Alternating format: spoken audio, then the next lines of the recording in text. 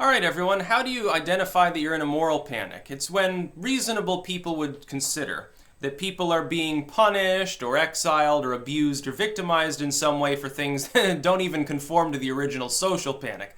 Here we've got the case of MSNBC. They were talking to some dude from the Coast Guard, I think in regards to hurricane relief. There were some people in the background, and one of them scratched his face, and he did it the wrong way, so it kind of looked like this. Oh my God, he's dog whistling to Nazis. This is totally what's happening. Now again, it's just like before. To MSNBC and all these others.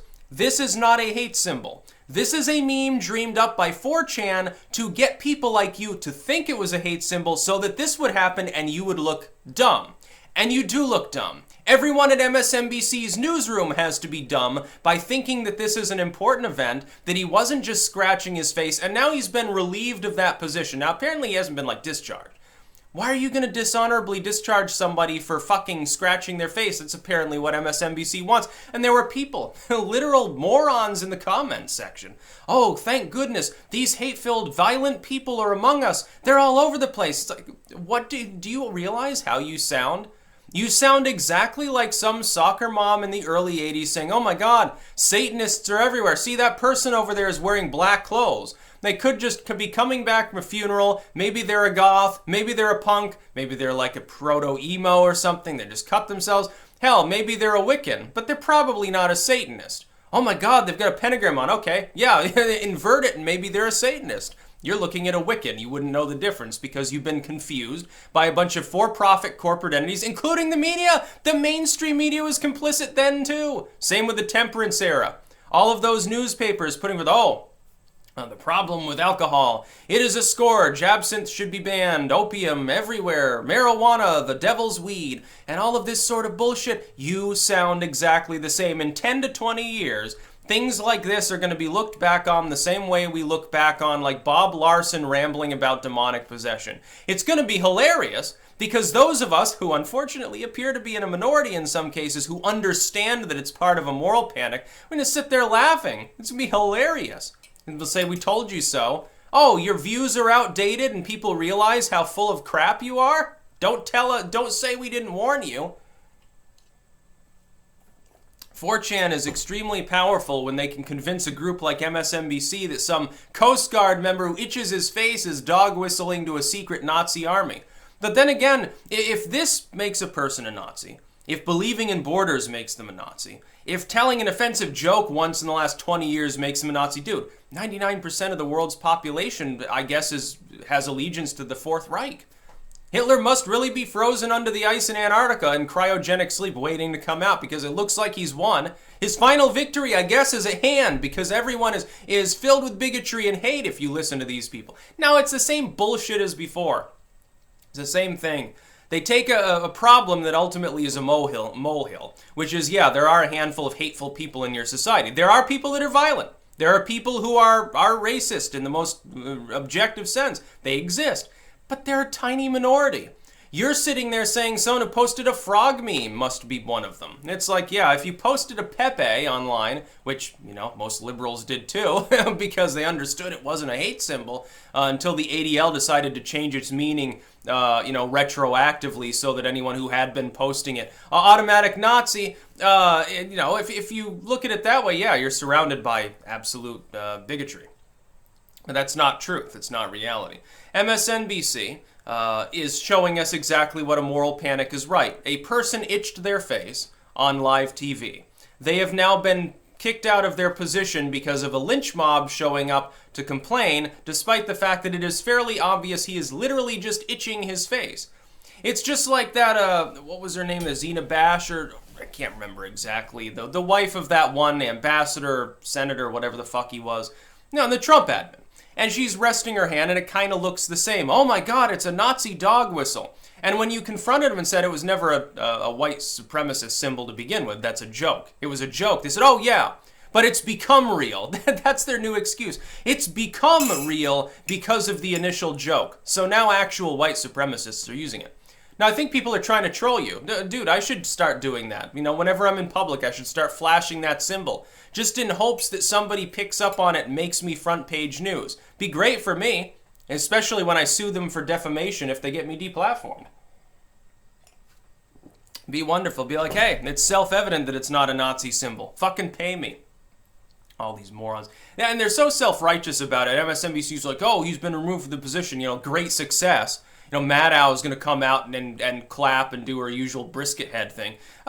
These people, their fans don't even realize what you are seeing is a regular average Joe workaday, midshipman or whatever the fuck in the Coast Guard getting removed from an important position that really needs to be filled as fucking disaster relief because you got enraged because a billion-dollar news corporation told you he was flashing a Nazi symbol despite the fact that it objectively is not one. That's what actually happened. But these people are more like, oh, what happened is that an evil bigot, we can prove it because it kind of looked similar, got fired from his position. Good day for America. Yeah, this sort of thing happened in the Satanic Panic. People were blamed for Satanism. They were secret ritualistic devil worshippers, so they got fired or not hired. They got kicked out of positions. They got victimized. It was punch a Satanist. It's the same fucking shit. Oh, this person wears all black and listens to Roz Williams. They must be a devil worshipper. Ha ha, let's punch the devil worshipper. This is a Christian nation. It's no different. It's the same stupid shit. The deplatforming was there. Your book about the devil is going to get published. Yeah, it's all black with a pentagram on the cover. No, the soccer moms, the mothers mad at everything are going to come along and get you censored. It happened then. Kick them off the radio. No, your songs can't play. They're too edgy. You can't be on TV. No public access slot for you until a lengthy Supreme Court battle allows everyone to access it. No, you can't write a book. No publisher will touch it. You can't put up signboards. You can't speak. You can't do anything. You don't exist. You've been depersoned. They did this back then.